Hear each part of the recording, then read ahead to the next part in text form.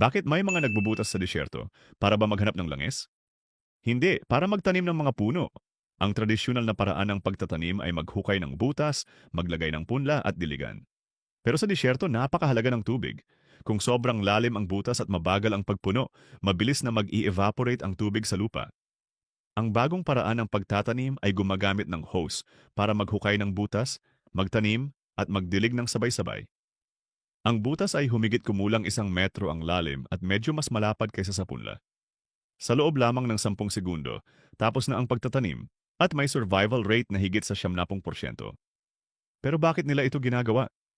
Ang disyertong ito ang ikapitong pinakamalaki sa China at 600 kilometro ang layo mula Beijing.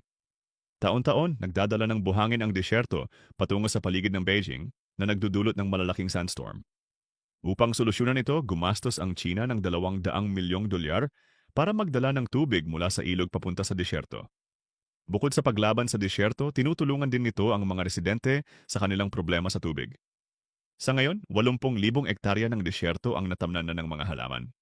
Isang kahangahangang hakbang upang gawing mas tirahan ang tigang na lugar.